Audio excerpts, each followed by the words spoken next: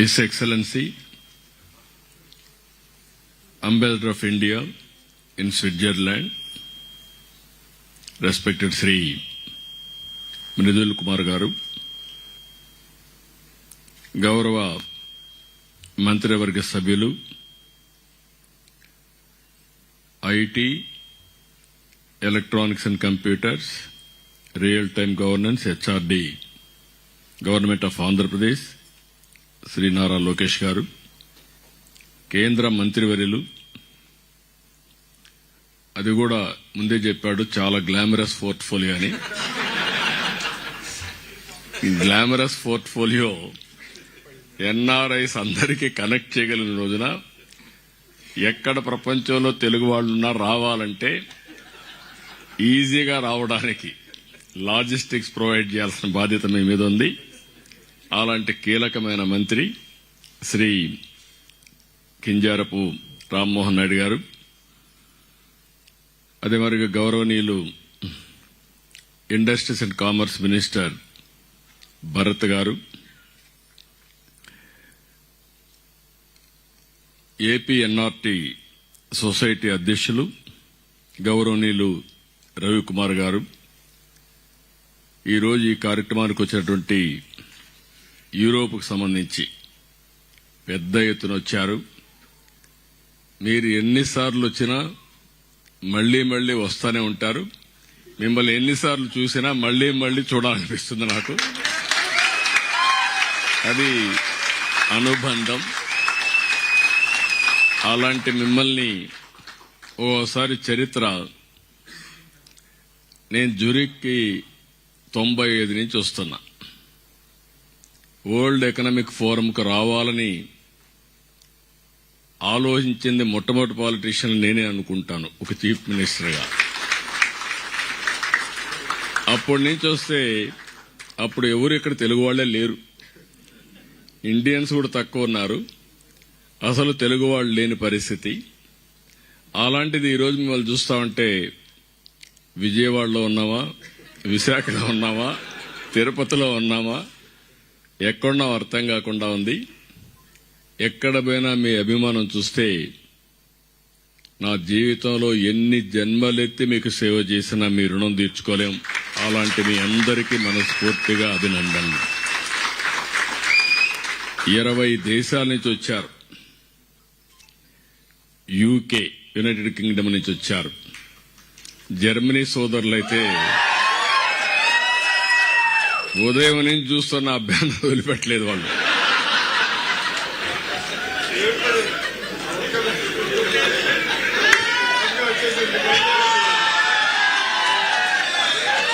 Good. ఒకప్పుడు నేను ఐర్లాండ్కి వచ్చాను కానీ ఒక్కరు కనపడలా ఆ రోజు. ఈ రోజు ఐర్లాండ్ లో చూస్తే ఏ పాష్ లొకాలిటీకి పోయి గట్టిగా తెలుగులో మాట్లాడితే 1000 మంది జాయిన్ అయిపోయే పరిస్థితికి వచ్చారు, 100 మంది. ఇదే మాదిరిగా స్వీడన్, చేలిపైకెత్తండి, స్వీడన్ వాళ్ళు చేలిపైకెత్తండి. అదే మరి Netherlands, Italy, France, Switzerland, Denmark, Norway, Finland, Belgium, Africa, Poland, Spain, Malta, Latvia, Cyprus, Portugal, Luxembourg, అన్ని దేశాల్లో తెలుగు వాళ్ళు ఉన్నారంటే చాలా సంతోషం. ఇప్పుడే అడిగాను, ఎన్ఆర్టీకి ఎంతమంది మెంబర్షిప్ ఉందంటే 2 లక్షల మంది మెంబర్షిప్ కలిగిన వ్యవస్థ ఎన్ఆర్టీ అని చెప్పి కూడా నేను మీకు తెలియజేస్తున్నాను. 148 దేశాల్లో ఎన్ఆర్టీ వ్యవస్థ ఉంది. ఇప్పుడు 195 దేశాలు, 195 దేశాల్లో తెలుగు వాళ్ళు ఉన్నారు. కానీ ఎన్ఆర్టీ ఉండేది మాత్రం 148 దేశాల్లో ఉంది. తొందరలోనే మిగిలిన 47 దేశాల్లో కూడా ఎన్ఆర్టీ వ్యవస్థ ఏర్పాటు చేయాలి. ప్రపంచం మొత్తం అన్ని దేశాల్లో ఉండే ఏకైక వ్యవస్థ ఎన్ఆర్టీగా ఉండాలని చెప్పి మరొక్కసారి విజ్ఞప్తి చేస్తున్నా. ఈరోజు మిమ్మల్ని అందరినీ చూస్తే 40 లక్షల మంది ఎన్ఆర్ఐస్ అన్ని తెలుగు వాళ్ళంతా వివిధ దేశాల్లో ఉన్నారు. అంటే ఒక 10%, ఇది ఒక 20% పెరగాలి. భారతదేశంలో మొత్తం 4 కోట్ల మంది విదేశాల్లో ఉన్నారు, ఎన్ఆర్ఐస్ ఉన్నారు. ఇవన్నీ కూడా ఓసారి 118 తెలుగు అసోసియేషన్లు ఎన్ఆర్టీతో అసోసియేట్ అయ్యారు. 400 తెలుగు అసోసియేషన్స్ ఇంకా ఉన్నాయి. అంటే అందరూ అసోసియేషన్స్ పెట్టుకుని వివిధ కార్యక్రమాలు చేస్తున్నారు. ఇప్పుడే సంక్రాంతి బ్రహ్మాండంగా ప్రైజులు కూడా ఇప్పించారు. అచ్చ తెలుగువాడు పిల్లలను చూస్తే పంచె కట్టుకొని ముచ్చటేస్తున్నాడు. అంత బాగా, అంటే మన సాంప్రదాయాలను కాపాడుకోవడానికి కోడి పందాలు తప్ప అన్ని చేశారు ఇక్కడ. అవి కూడా అలో చేయరు కాబట్టి చేయలేదు, కానీ లేకపోతే అది కూడా మీరు చేసేవాళ్ళు. అదే మా జల్లెకట్టు కోడి పందాలు 2 లేవు ఇక్కడ. అందుకని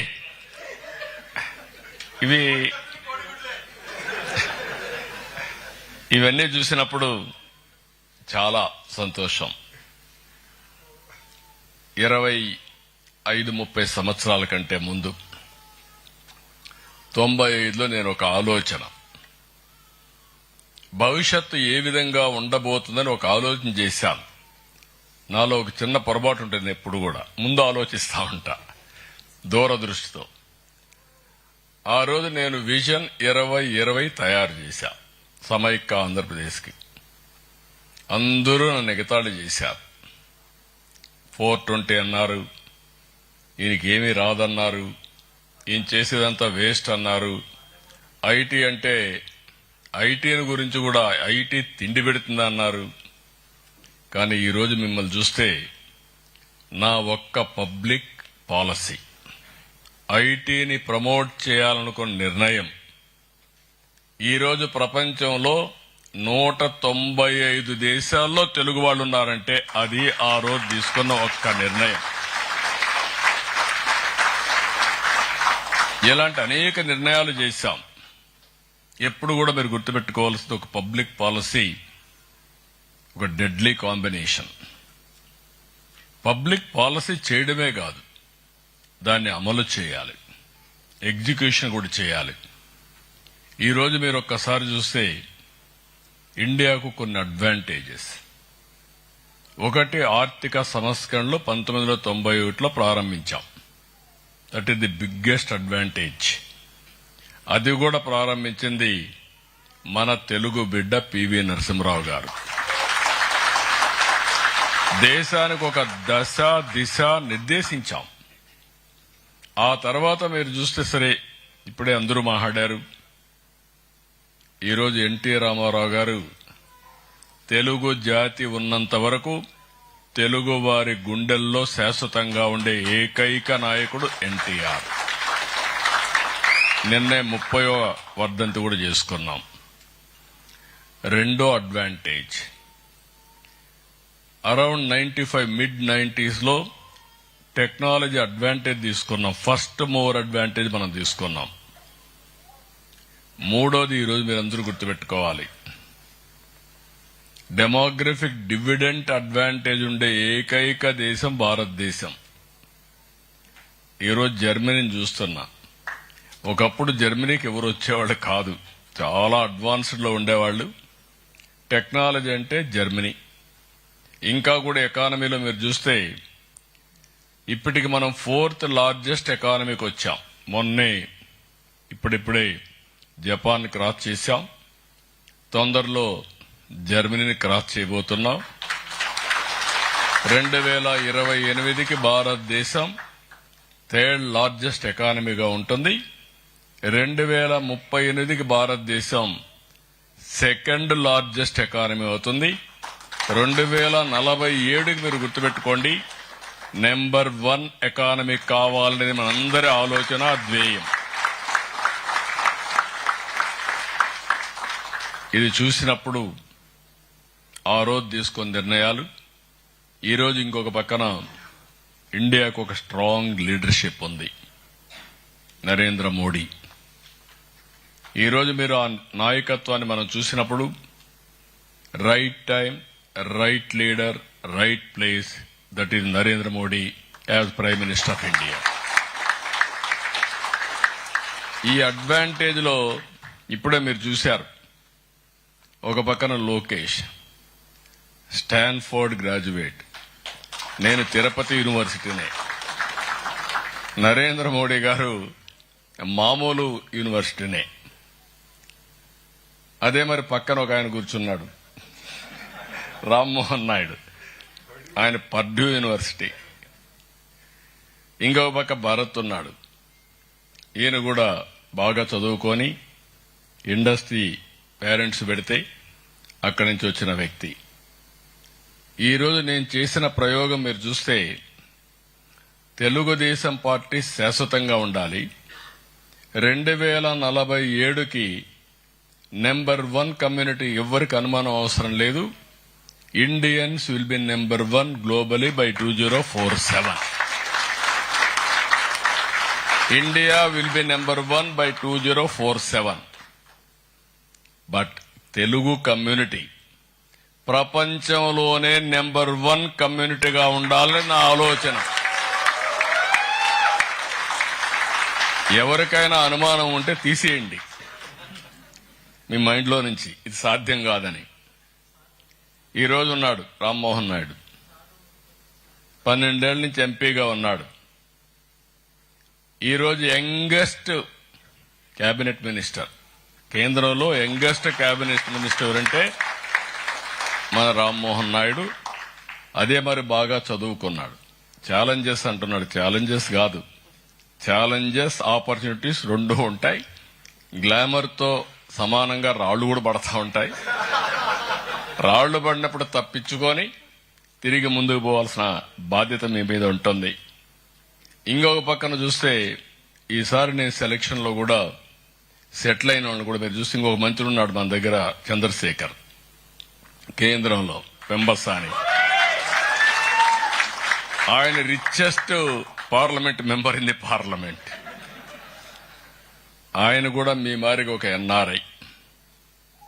నేను ఇచ్చిన పాలసీ అందిపుచ్చుకొని అమెరికాకు పోయి, అమెరికాలో గుంటూరు మిర్చది, అమెరికాకి వెళ్లి అమెరికాలో ఒక ఐటీ కంపెనీ పెట్టి హెల్త్ లో ఈరోజు 1 of the richest parliament member అయ్యారు.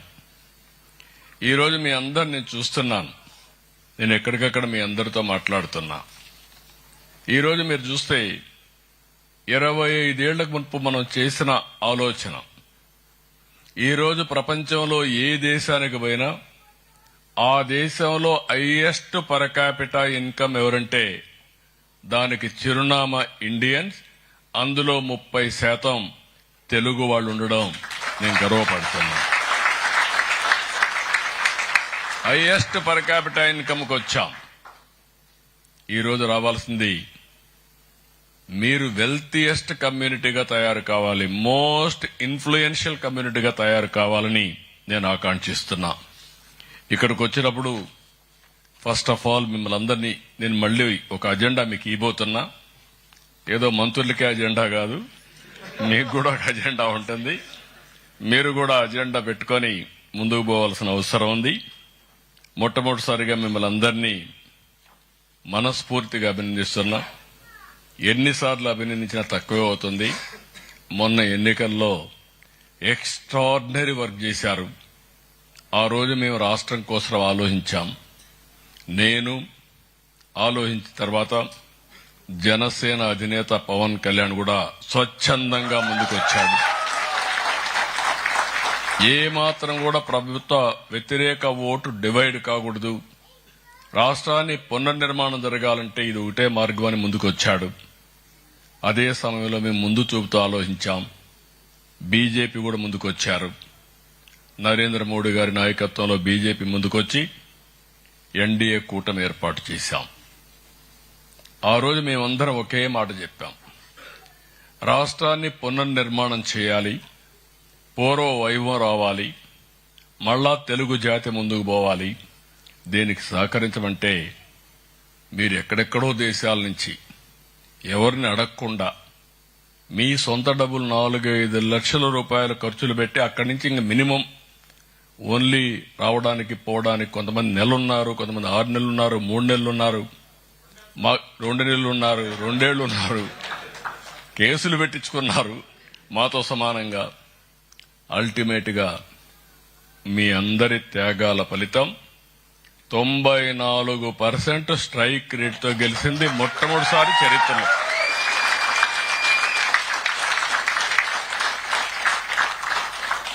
ఇప్పుడే లోకేష్ గారు అన్నారు, ఆ రోజు అందరూ అడిగారు నన్ను, మీకు అనుభవం ఉంది, మాకు కూడా నమ్మకం ఉంది, కానీ మీరు చేయగలుగుతారా? ఇర్రిపేరబుల్ స్థాయిలో ఉంది. ఇది అసాధ్యమని అందరి అభిప్రాయం. మేము లోపలికి పోతే ఎంత లోతుందో నాకే తెలియదు.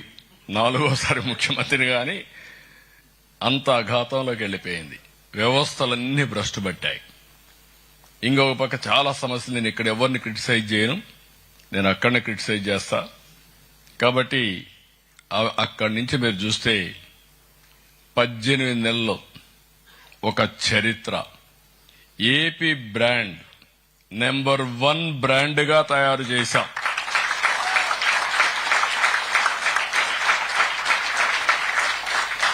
స్పీడ్ ఆఫ్ డూయింగ్ బిజినెస్ కు చిరునామాగా తయారు చేశాం. అందరూ ఈజ్ ఆఫ్ డూయింగ్ బిజినెస్ మాట్లాడుతున్నారు. ఒక స్టెప్ ముందుకు పోయి స్పీడ్ ఆఫ్ డూయింగ్ బిజినెస్ కి చిరునామాగా తయారు చేశాం. 25 కొత్త పాలసీలు తీసుకొచ్చాం. నేను గర్వపడుతున్న ఇక్కడున్న మంత్రులందరూ కూడా లోకేష్ గారి ఆధ్వర్యంలో ఇన్వెస్ట్మెంట్, అదే మరిగా భరత్ గారు ఇంకా మిగిలిన మినిస్టర్స్ అందరూ కూడా పోటీపడ్డారు. పోటీపడి ఈరోజు మీరు చూస్తే దేశంలో వచ్చిన పెట్టుబడులు ఒకే రాష్ట్రానికి 25.3% రావడం ఇది ఒక చరిత్ర, ఎప్పుడూ లేదు. ఇంకొక పక్కన మీరు చూస్తే పెద్ద పెద్ద ఇన్వెస్ట్మెంట్లు. Google $15 billion investment, data centre, AI biggest investment after reforms. దేశానికి వచ్చినటువంటి అతిపెద్ద పెట్టుబడి ఆర్థిక సంస్కరణలు వచ్చిన తర్వాత. ఇంకొక పక్కన మీరు ఒకసారి చూస్తే ఒక పాలసీ 99 పైసలకు 1 ఎకరా భూమి ఇస్తానంటే నేను కూడా ముందు వెనక ఆలోచించా. ఐటీ మినిస్టర్ గారు లేదు, ఇవ్వాలి, విశాఖపట్నాన్ని ఒక ఐటీ క్యాపిటల్ గా తయారు చేయాలని చెప్పి ముందుకు వచ్చారు. అది కూడా ఇంపార్టెంట్ కంపెనీస్, టీసీఎస్, కాగ్నిజెంట్ ఇలాంటి పెద్ద పెద్ద కంపెనీస్ అన్నిటి కూడా ఇద్దామంటే ఇచ్చాం. ఈరోజు విశాఖపట్నం 18 నెలల్లో బెస్ట్ ఐటీ కంపెనీస్ అన్ని కూడా అక్కడికి వచ్చే పరిస్థితి వచ్చిందంటే ఒక సింపుల్ పాలసీ అని చెప్పి కూడా నేను మీకు తెలియజేస్తున్నా. మనం ఒక అడుగు వేస్తే ఇంకొక 2 అడుగులు కలిసి వస్తాయి. ఆర్సీఆర్ మిత్తల్ 1 lakh crores తో స్టీల్ సిటీనే కడుతున్నాడు. ఇంకొక పక్కన నిన్నే ఫౌండేషన్ వేశాం, గ్రీన్ ఎనర్జీ, తెలుగువాడే గ్రీన్ కో. అందులో మీరు చూస్తే ఎప్పుడో నేను solar, wind, pumped storage permission ఇచ్చాను. ప్రపంచంలో ఫస్ట్ టైం హైబ్రిడ్ మోడల్లో ₹5 గ్రీన్ ఎనర్జీ ఉత్పత్తి చేసే కేంద్రం ఆంధ్రప్రదేశ్ కు చిరునామాగా తయారైంది. ఎక్కడా లేదు ఇలాంటిది. ఇప్పుడు అందరూ మాట్లాడుతున్నారు, మేము గ్రీన్ హైడ్రోజన్ పోతాం, గ్రీన్ అమోనియా పోతామని మాట్లాడుతున్నారు. అలాంటిది మీరు ఒకసారి చూస్తే డెవలప్డ్ కంట్రీస్, యూరోప్ గాని, అమెరికా గాని, చైనా గాని ఎక్కడా లేని విధంగా first time 1.5 metric tons ammonia తయారు చేసే కేంద్రంగా కాకినాడ తయారవుతా ఉందని చెప్పి కూడా నేను మీకు తెలియజేస్తున్నా. ఇది ది బిగ్గెస్ట్ ఇన్వెస్ట్మెంట్ అల్టిమేట్ గా $10 బిలియన్ ఖర్చు పెట్టబోతున్నారు. ఈరోజు ఇక్కడ ఉండే మీ అందరికి కూడా ఒక ఐడియా ఉండాలి. ఎనర్జీలో చాలా వరకు ట్రాన్స్ఫర్మేషన్ వస్తా ఉంది. ఇంటిపైన కరెంట్ ఉత్పత్తి చేసుకుంటున్నాం, పొలంలో కరెంట్ ఉత్పత్తి చేసుకుంటున్నాం. మనకు కావలసిన కరెంట్ మనమే ఉత్పత్తి చేసుకునే పరిస్థితికి వచ్చాం.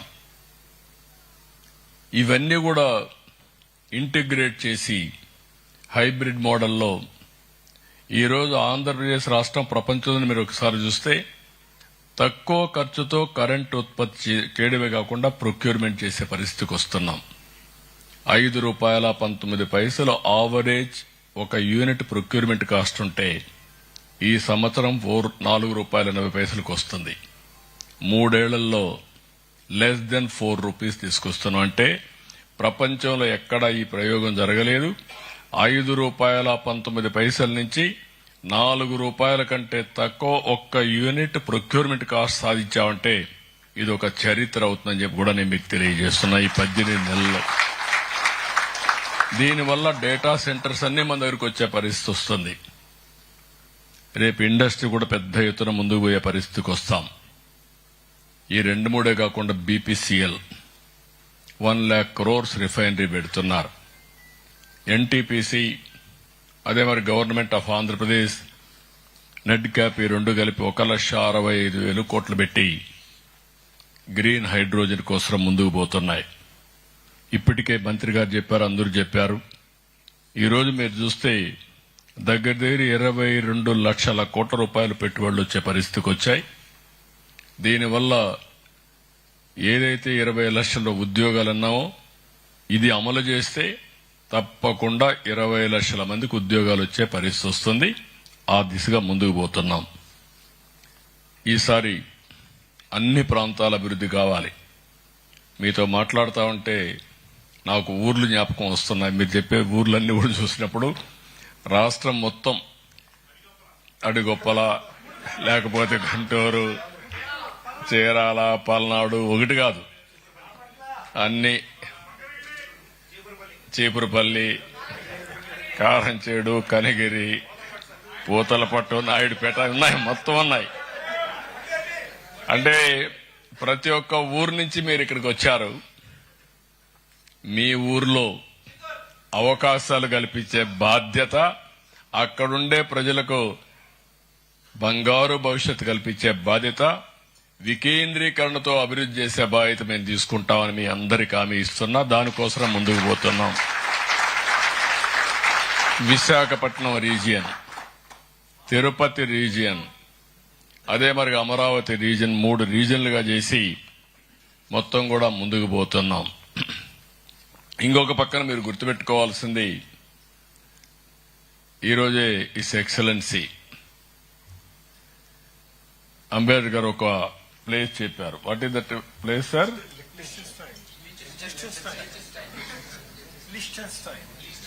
లిస్టెన్స్టైన్. ఆ కంట్రీని చూస్తే 40,000 జనాభా, ప్రపంచంలో richest place in the world. చిన్న ప్రాంతం, ఒక కౌంటీ, మీ పంచాయతీ అంతా.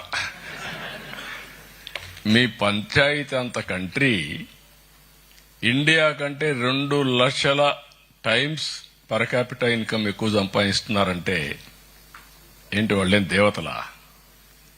కాదు. విజన్, డిటర్మినేషన్, సరైన మార్గం, టెక్నాలజీని అడాప్ట్ చేసుకున్నారు.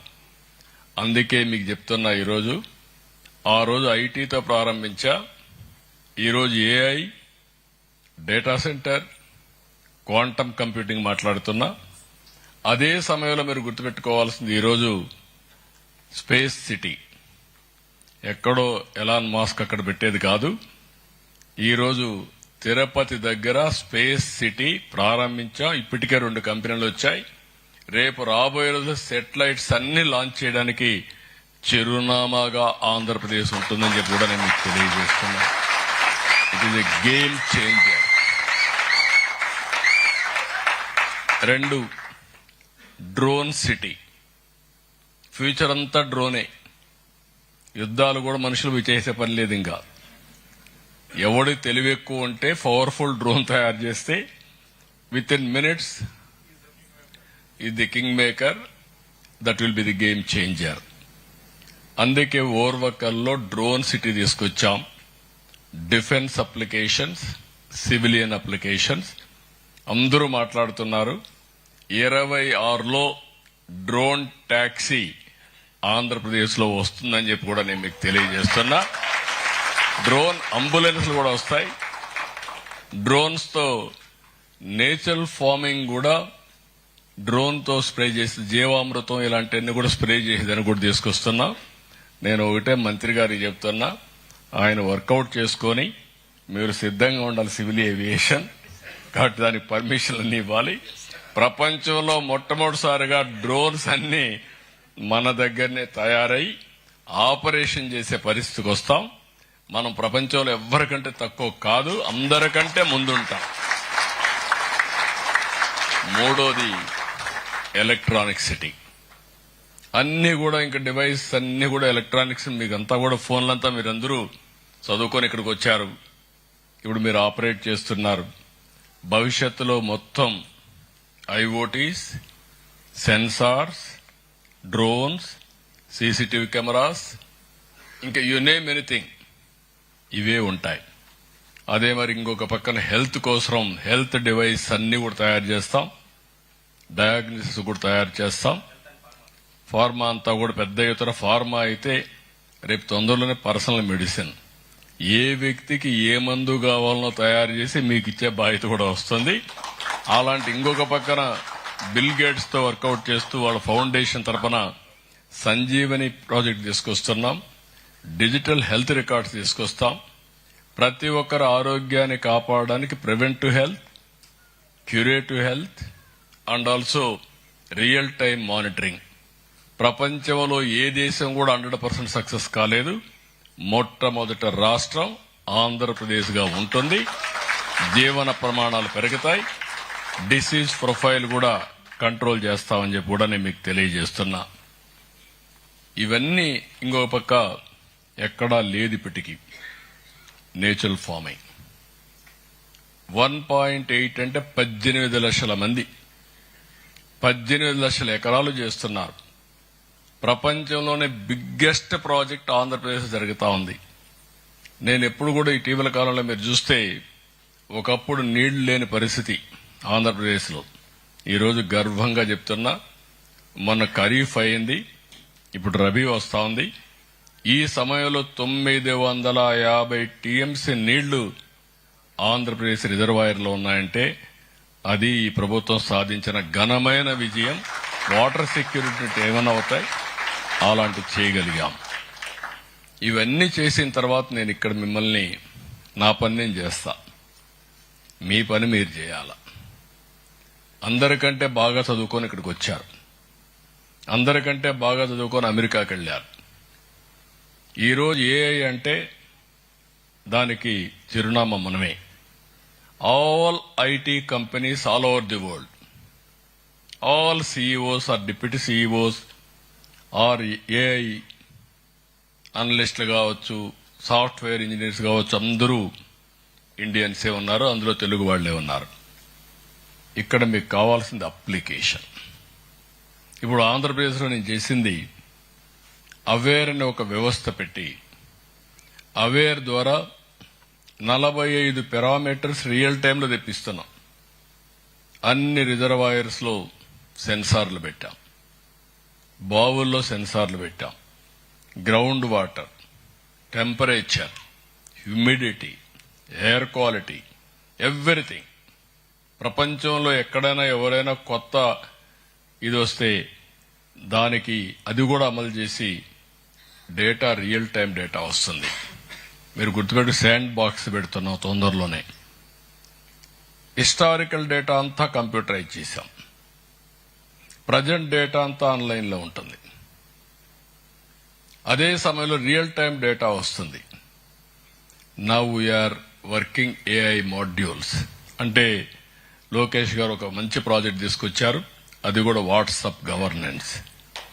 ఈరోజు 800 సర్వీసులు రియల్ టైంలో వాట్సాప్ గవర్నెన్స్ లో సర్వీస్ అని ప్రొవైడ్ చేస్తున్నాం. ఇది చేసిన తర్వాత ఇప్పుడు సొల్యూషన్ కూడా రేపు రాబోయే రోజుల్లో రియల్ టైంలో లాస్ట్ మైల్కి ఏఐ ఉపయోగించి రియల్ టైంలో కమ్యూనికేట్ చేసే పరిస్థితికి వస్తున్నాం. అంటే ఇక్కడ నేను మిమ్మల్ని కోరేది ఏంటంటే, నేను చాలా అంబిషియస్ ప్లాన్ పెట్టుకున్నాను. 2047కి అంటే 22 ఏళ్లే. ఇంత మునుపు మిమ్మల్ని నేను ప్రోత్సహించింది, ఐటీ పెట్టింది, టేక్ ఆఫ్ అయింది మీరు చూస్తే 30 years, 30 కూడా కాదు. 1996-97లో స్టార్ట్ చేశాం హైటెక్ సిటీతో. అక్కడి నుంచి ముందుకు పోయాం. ఈ రోజు 22 సంవత్సరాల్లో మీరు డిఫరెంట్ వరల్డ్ చూడబోతున్నారు. Be clear. ఇమాజిన్ చేయకుండా మీరు ఆంధ్రప్రదేశ్ నుంచి స్విట్జర్లాండ్కి వచ్చి ఐర్లాండ్కి పోయి మీరు ఆనందపడిపోయి బాగుందిలే అనుకుంటే కుదరదు. అది కాదు. Sky is the limit. మీరు ఎంత ఇమాజిన్ చేయగలిగితే అంత భవిష్యత్తు ఉంటుంది. మీకు మాకంటే ఎక్కువ నాలెడ్జ్ ఉంది, గుర్తుపెట్టుకోవాలి. నేను ఊహించుకుంటున్నాను, మీరు ప్రాక్టికల్ గా చూస్తున్నారు. స్విట్జర్లాండ్ ఉంది, ఐర్లాండ్ ఉంది, జర్మనీ ఉంది, లేకుంటే డెన్మార్క్ ఉంది, మాల్టా ఉంది, అన్ని దేశాలు ఉన్నాయి. మీరు ఆ దేశాలు నేర్చుకుంటే చాలు. అట్లా కాకుండా ఆ దేశంలో ఉన్నా మా పేరు చెప్పమంటే నేను అది చెప్పడం లేదు. నేను కోరుకునేది, అక్కడ గ్రామాల నుంచి వచ్చారు, అక్కడ పరిస్థితులు మీకు అర్థమైనాయి. ఇప్పటికి కూడా మొన్న కూడా మేము నారావారిపల్లికి పోయాం. ఎందుకంటే మనము పుట్టిన ఊరిని శాశ్వతంగా మరిచిపోకూడదు. పుట్టిన ఊరు జన్మభూమిని మరిచిపోతే చరిత్రహీనులైపోతాం. ఆ విషయం మనం గుర్తుపెట్టుకోవాల్సిన అవసరం ఉంది. అదే సమయంలో కర్మభూమిని కూడా మర్చిపోకూడదు. మీకు అది కూడా చెప్తున్నా, ఎన్ఆర్ఐస్ అందరికీ చెప్తున్నా, this is the my message. గట్టిగా కూడా చెప్తున్నా, కర్మభూమికి వచ్చి మీరు ఇక్కడ గాని ఇష్ట ప్రకారం ప్రవర్తిస్తే లేనిపోని సమస్యలు వస్తాయి.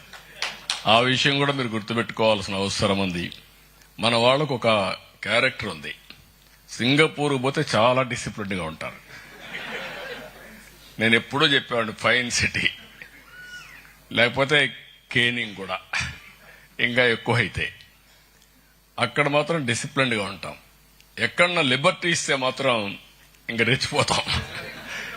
రెండోది, most acceptable community in the world Indian community. నేను గర్వపడుతున్నా. ఎక్కడైనా సరే వెళ్ళండి, ఆ దేశంలో ఉండే ప్రజలతో మమేకం అయిపోతారు, నీరూపాలు మరి కలిసిపోతారు. సెపరేట్ కూడా చేయలేరు. మళ్ళీ హంసలు పట్టుకు రావాలి సెపరేట్ చేయాలంటే. అలాంటి కమ్యూనిటీ ఇది. దీనికి మనం కాపాడుకోవాల్సిన బాధ్యత మనకుంది. ఒక జియో పొలిటికల్ గాని, ఎన్విరాన్మెంటల్ సస్టైనబిలిటీ గాని, ప్రపంచానికే సేవలు అందించే నాయకత్వం ఒక్క భారతదేశానికి సొంతం. ఈ విషయం మీరు గుర్తుపెట్టుకోవాలి. నాలెడ్జ్ ఎకానమీలో ఏ దేశానికి లేదు. ఈ రోజు ఇక్కడ మీరు వస్తే, యూరోప్కి వస్తే ఏజింగ్ ప్రాబ్లం, చైనాకు పోతే ఏజింగ్ ప్రాబ్లం, జపాన్కు పోతే ఏజింగ్ ప్రాబ్లం. నిన్న తైవాన్ నుంచి వచ్చి అలాంటి అడ్వాన్స్డ్ టెక్నాలజీ ఉండేవాడు 0.9% వాళ్ళ పాపులేషన్ గ్రోత్ రేట్. వాళ్ళు ఇంజనీర్స్ అందరినీ మీ వాళ్ళు పంపేయండి బ్లూ ఎకానమీకి, మా దేశంలో ఇచ్చే శాలరీసే ఇస్తాం, గౌరవంగా చూస్తాం అని వాళ్ళు చెప్పే పరిస్థితికి వస్తున్నారంటే, ప్రపంచం మొత్తం భారతదేశం నుంచి, ఆంధ్రప్రదేశ్ నుంచి బ్లూ ఎకానమీకి, సర్వీస్ సెక్టర్కి మన సహాయం కోరే పరిస్థితి వచ్చింది. దానికి మీరు సిద్ధంగా ఉన్నారా లేదా అనేది మీ చేతుల్లో ఉంది. ఈ విషయం కూడా మీరు గుర్తుపెట్టుకోవాల్సిన అవసరం ఉంది. ఓసారి ఇన్స్టిట్యూషన్స్ బిల్డప్ చేయడం నాకు ఒక ప్యాషన్. 2018-17 ఆ ప్రాంతంలో ముఖ్యమంత్రి అయినప్పుడు, అప్పుడు ఎన్ఆర్టీని కూడా యాక్టివేట్ చేశాం. అమెరికా పోయినప్పుడు నేను ఆ రోజు కేపీఎంజీని పెట్టి ప్రపంచం మొత్తం ఒక ప్రాజెక్ట్ రిపోర్ట్ తయారు చేయమన్నాను. ఆ ప్రాజెక్ట్ రిపోర్ట్ ఏంటంటే, ఆ దేశంలో ఎలాంటి అవకాశాలు ఉన్నాయి, అక్కడుండే వాళ్ళందరినీ ఆంటర్‌ప్రెన్యూర్స్ గా ఎట్లా కన్వర్ట్ చేయాలి. నేను ఫ్రమ్ ది బిగినింగ్ ఒక విషయం మాట్లాడా, మీ అందరితో గుర్తుపెట్టుకోవాలి. ఐటీ ఉద్యోగాలు వచ్చినప్పుడు మన వాళ్ళకి ప్రొనౌన్సియేషన్ వచ్చేది కాదు. లండన్ నుంచి ఇంగ్లీష్ తెలిసిన వాళ్ళందరినీ తీసుకొచ్చి, ప్రొఫెసర్ తీసుకొచ్చి టీచింగ్ పెట్టాను. That were the days.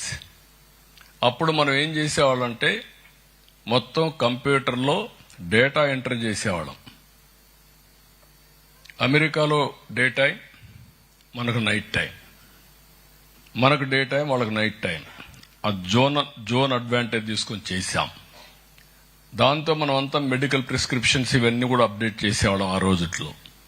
అప్పుడే చెప్పా, దీంతో గుమస్తా ఉద్యోగాలు చేస్తే గుమస్తాలుగా మిగిలిపోతాం, ఇది కాదు, ప్రోడక్ట్స్ తయారు చేయండి, అక్కడ భవిష్యత్తు ఉంటుందని ఆ రోజు చెప్పా. నేను ఇప్పుడు కూడా చెల్లమ్మ చెప్తా, ఆడబిడ్డ చెప్తా ఉంది, నేను లాస్ట్ టైం కూడా చెప్పాను, మీ మైండ్లో ఉండాలి. ఏదో జాబ్ సీకర్ కాదు, జాబ్ ప్రొవైడర్గా తయారు కావాలి. మీరు ఉద్యోగం చేయడం కాదు, 10 మందికి ఉద్యోగాలు ఇచ్చే పరిస్థితిలో మీరు ఉండాలంటే నా సంకల్పం ఫ్రమ్ ది బిగినింగ్. ఇప్పుడు కూడా దీనికి 2018 అమెరికాకు పోయినప్పుడు, కాలిఫోర్నియా పోయినప్పుడు ఫాల్కనెక్స్ ఒక ఆర్గనైజేషన్ పెట్టాం.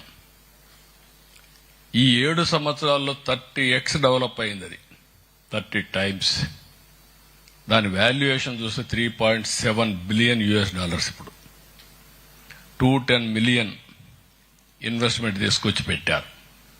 అంటే ఒక్క ఇష్యూ మీరు చూసినప్పుడు ఎంత ఫాస్ట్ గా మూవ్ అవుతుందానికి ఇది ఒక ఎగ్జాంపుల్ మాత్రం. ఇక్కడికి వచ్చినప్పుడు మేము ఈసారి రతన్ టాటా ఇన్నోవేషన్ హబ్ పెట్టాం. ఆంధ్రప్రదేశ్లో రతన్ టాటా ఇదే ఒక స్పిరిటెడ్ లీడర్.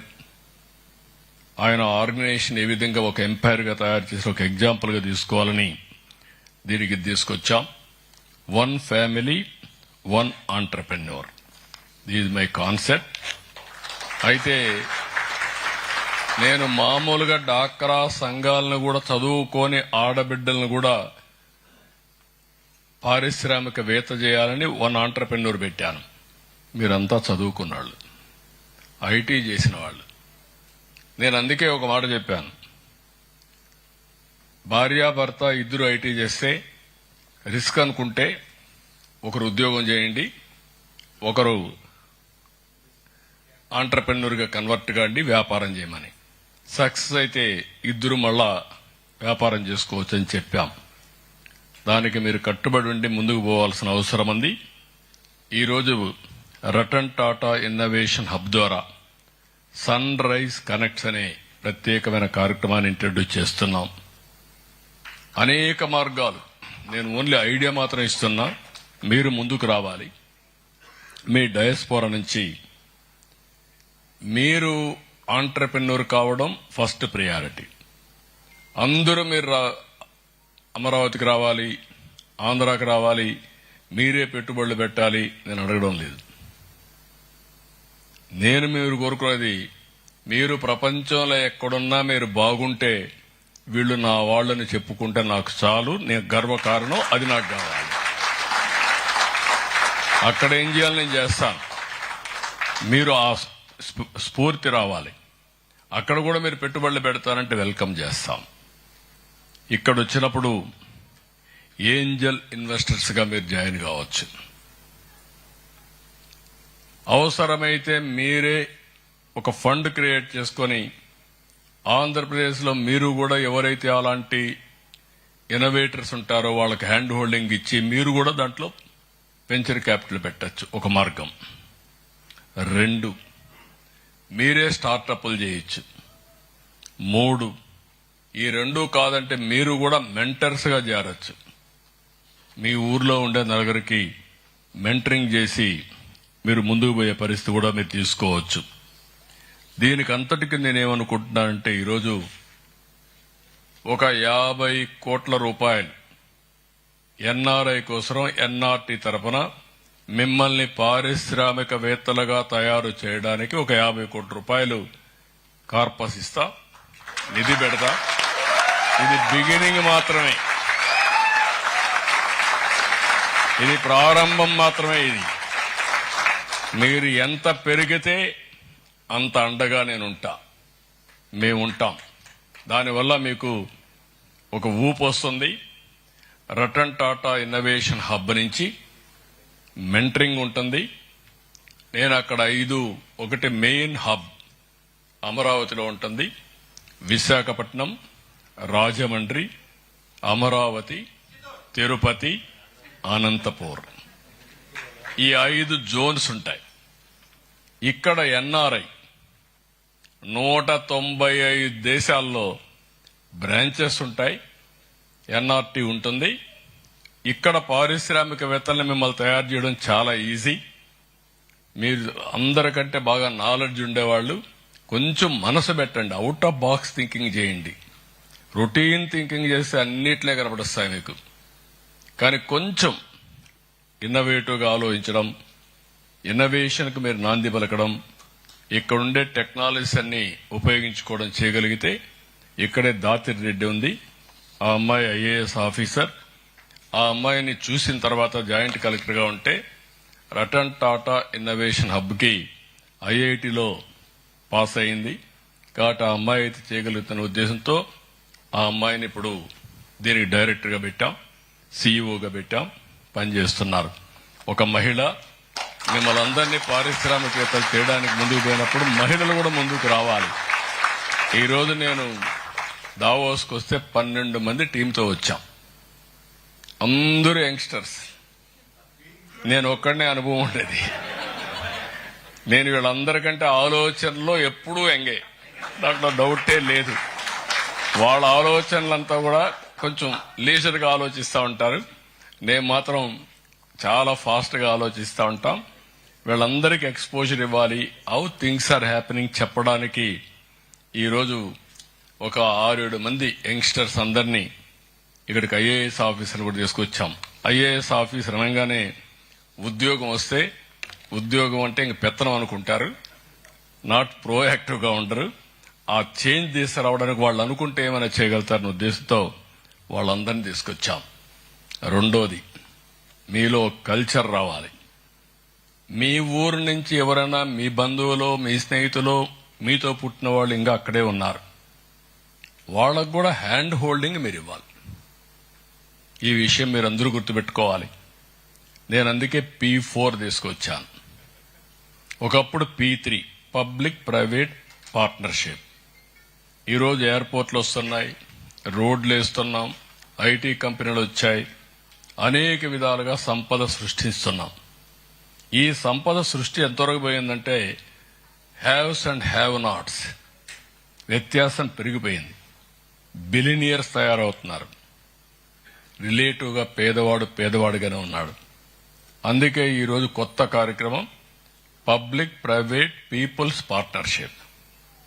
నేను అడుగుతున్నా మిమ్మల్ని, మీరు నా మారిగానే ఒక ఊర్లోనే చదువుకున్నారు కదా, గవర్నమెంట్ స్కూలే కదా, ప్రజలు ట్యాక్సే కదా, అవునా కాదా?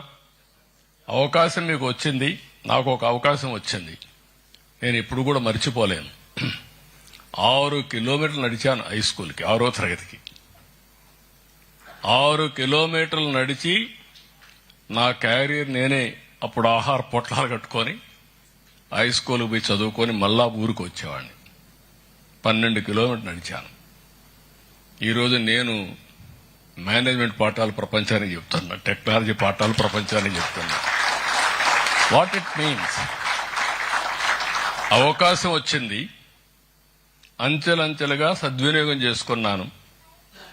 ఈరోజు ఒక ఎన్టీఆర్ ఎక్కడి నుంచి వచ్చాడు?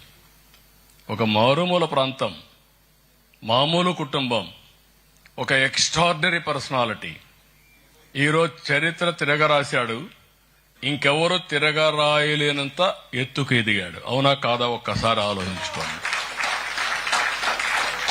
ఈరోజు ఒక నరేంద్ర మోడీ గారు, ఛాయ్ బాలా.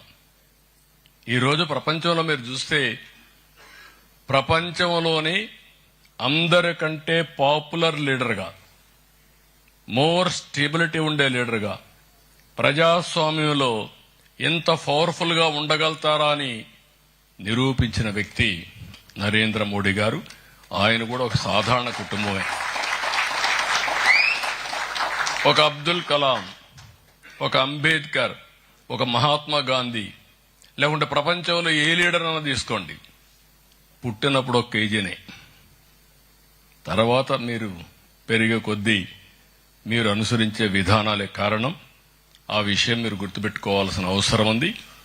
అందుకే నేను మిమ్మల్ని అందరినీ కోరుతున్నా, అంబిషన్ లేకపోతే, యాస్పిరేషన్ లేకపోతే మీరు ఎక్కడుంటారో అక్కడే ఉంటారు.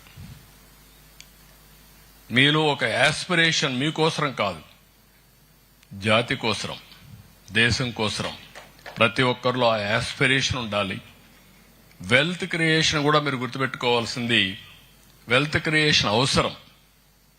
మెజర్మెంట్, మీ సక్సెస్ చూడాలంటే 1 బిలియన్ ఉందా, లేకుంటే 1 మిలియన్ ఉందా, లేకుంటే ఎంత వస్తుంది ఇయర్లీ, ఇవన్నీ మెజర్ చేస్తాం. కానీ జీవితంలో గుర్తుపెట్టుకోవాల్సింది, మీతో ఎలాంటి సమాజాన్ని మనం క్రియేట్ చేయాలనుకుంటున్నాం చాలా ముఖ్యం. ఆర్థిక అసమానతలు లేనటువంటి ఇన్క్లూజివ్ గ్రోత్ రేట్ వస్తే అదే నిజమైన సమాజం. Europe is better than China and America. ఈ విషయాలు మీరు గుర్తుపెట్టుకోవాల్సిన అవసరం ఉంది. అందుకే ఆంధ్రప్రదేశ్ దీనికి నాంది పలుకుతున్నా. ఇంకొక ప్రోగ్రాం కూడా ఈ సందర్భంగా నేను అనౌన్స్ చేస్తున్నా. చదువుకోవాలి అనుకున్న వాళ్ళందరినీ చదివించే బాధ్యత ఎన్డీఏ ప్రభుత్వం తీసుకుంటాం ఆంధ్రప్రదేశ్లో. దీనికి బెస్ట్ యూనివర్సిటీస్ ఎక్కడ చదువుకోవాలన్నా తల్లికి వందనం ఇచ్చాం. 12 వరకు 15,000 రూపాయలు చొప్పున ఎంతమంది పిల్లలుంటే అంతమందికి ఇస్తున్నాం. దీనివల్ల 2 అడ్వాంటేజెస్. 1, వాళ్ళకు అండగా ఉండడం. 2, ఏదైతే పాపులేషన్ మేనేజ్మెంట్ కూడా కొంతవరకు ఇది కావడం. చాలా మంది చదువుకోవాలన్నా లేకుంటే పిల్లలు కావాలన్నా వద్దనే పరిస్థితికి వస్తున్నారు. నేను అది కూడా చెప్తున్నా, భారతదేశం గాని పాపులేషన్ మేనేజ్మెంట్ చేయగలిగితే రాబోయే 400-500 సంవత్సరాలు ప్రపంచం మొత్తం ఒక రెస్పెక్టబుల్ కమ్యూనిటీ కాకుండా పవర్ఫుల్ కమ్యూనిటీగా భారతదేశం తయారవుతుందని చెప్పి కూడా నేను మీకు తెలియజేస్తున్నా. ఇది ఒక్క విషయం మనం గుర్తుపెట్టుకోవాలి. 47 వరకు ఈ అడ్వాంటేజ్ పనిచేస్తుంది. 47 తర్వాత మాత్రం ఏజింగ్ ప్రాబ్లం వస్తుంది, పాపులేషన్ డిక్లైన్ అవుతుంది.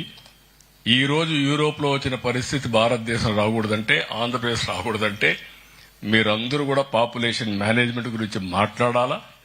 ఒకప్పుడు బ్రేక్ సైలెన్స్ అన్నా ఎయిడ్స్ గురించి, ఇప్పుడు మీ అందరికీ చెప్తున్నా సోషల్ రెస్పాన్సిబిలిటీ పాటించమని. మనం పుట్టామంటే మన పెద్దవాళ్ళు మనల్ని అన్నారు కాబట్టి ఈ రోజు మనకు ఆ ఆలోచన లేకపోతే సమస్య వస్తుంది. అది కూడా చేయమని కోరుతూ, హైయర్ ఎడ్యుకేషన్ కోసం 4% ఇంట్రెస్ట్, అదే కాకుండా ఎలాంటి గ్యారంటీ లేకుండా ఎంతమంది ఎక్కడ చదువుకోవాలన్నా పేరెంట్స్ చదివించలేకపోయినా గవర్నమెంట్ గ్యారంటీ ఇచ్చి వాళ్ళకి 4% వడ్డీ, చదువుకున్న తర్వాత ఉద్యోగం వచ్చిన తర్వాత 14 సంవత్సరాలు రీపేమెంట్ చేసుకోవడానికి అవకాశం కల్పిస్తామని చెప్పి కూడా నేను మీకు తెలియజేస్తున్నా.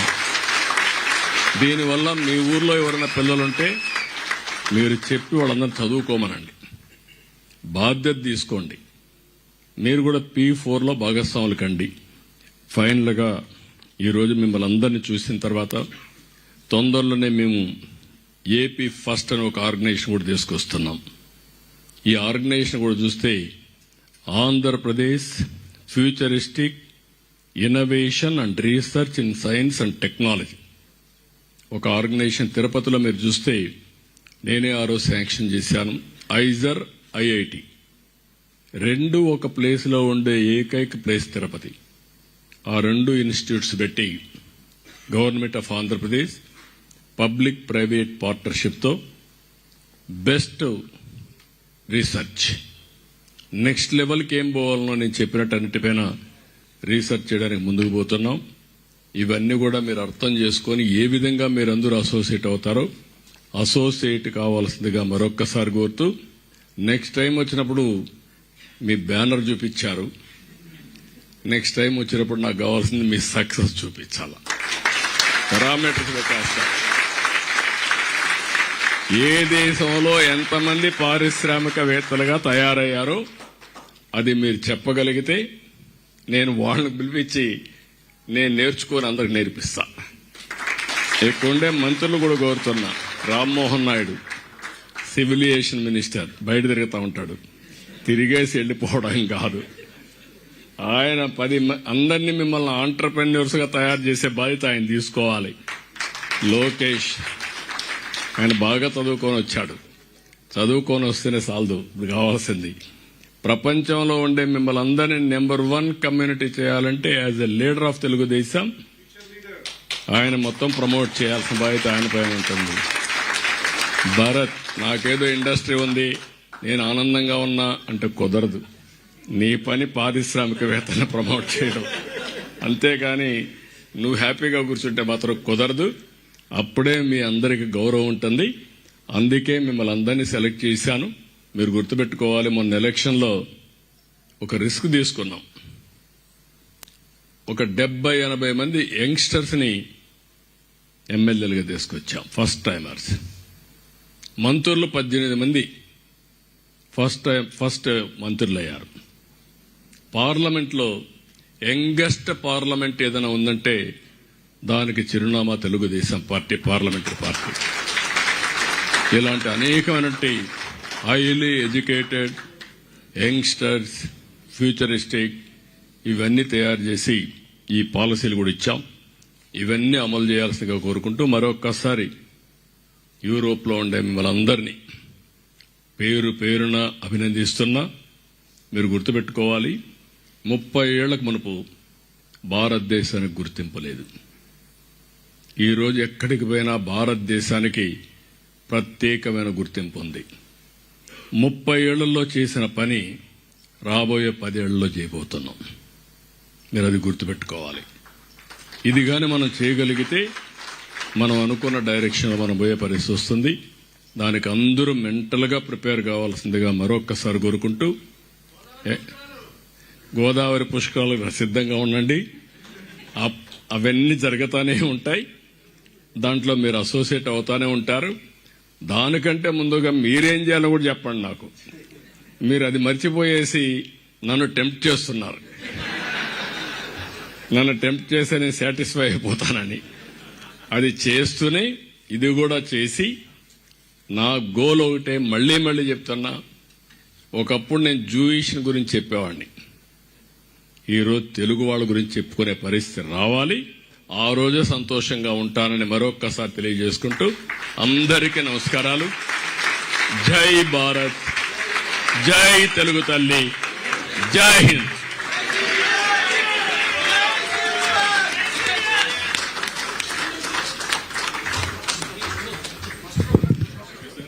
అందరినీ ఒక్క 2 నిమిషాలు అలానే నించొని ఉండమని కోరుకుంటున్నాం. Also, IT team, we request you to please play the national anthem before we proceed to the photo session, please. So we request everyone to please stand in your